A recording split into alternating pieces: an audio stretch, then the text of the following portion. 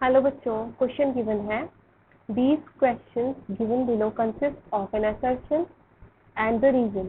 Use the following key to choose the appropriate answer. ठीक है, हमें जो गिवन कोर्स है A, B, C, D और E से बताना है कि जो हमारा assertion और reason है किस पे मैच कर रहा है। Assertion given है N-propylamine has higher boiling point than trimethylamine.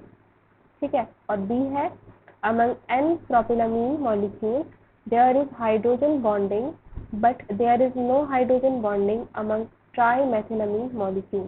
ठीक है, तो बच्चों जो फर्स्ट स्टेटमेंट है वो एकदम करेक्ट जाएगा। अगर हम फर्स्ट स्टेटमेंट की बात करें, दिस इज ट्रू। पहली बात तो ये है कि नंबर ऑफ कार्बन चेन से हम लोग डायरेक्टली प्रोपोर्शन, हम लोग branching boiling point is inversely proportional to the branching. ठीक है, नंबर ऑफ कार्बन किस तरीके से प्रेजेंट है उससे हम बॉइलिंग पॉइंट का कंपैरिजन कर सकते हैं। इन एडिशन एन प्रोपिलामीन यानी कि CH3CH2NH2, ठीक है, ये लिक्विड में क्या करेगा, हाइड्रोजन बॉन्डिंग शो करेगा नेक्स्ट वाले से मॉलिक्यूल से। ठीक है, ये हो जाएगा NH CH2 CH3 and further, right. तो ये हाइड्रोजन बॉन्डिंग शो कर रहा है और इसका कंपैरिजन हमें करना है ट्राई मैथिलामीन यानी कि NCH3CH3CH2। इसके पास तो हाइड्रोजन भी प्रेजेंट नहीं है और ऊपर से ब्रांचिंग है यानी कि इसका बॉइलिंग पॉइंट कम हो जाएगा, तो इससे ये स्टेटमेंट एकदम सही हो जाएगा।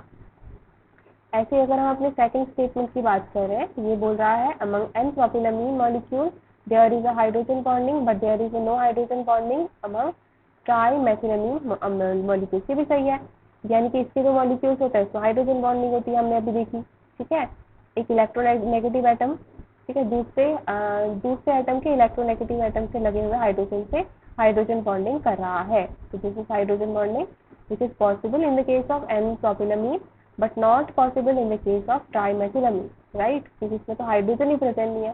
तो ये भी स्टेटमेंट हमारी क्या है, सही है। तो अगर इसका मतलब क्या है, दोनों स्टेटमेंट करेक्ट है, तो हमारा ए ऑप्शन बोल रहा है both A and R are correct and R is the correct explanation of A, यानी कि हमारा जो आंसर जाएगा वो जाएगा ऑप्शन ए। ठीक है, ऑप्शन बी इनकरेक्ट जाएगा क्योंकि R is the correct explanation of A, right. तो दोनों हमारे स्टेटमेंट सही है। आई होप आप लोगों को समझ में आया बच्चों, थैंक यू।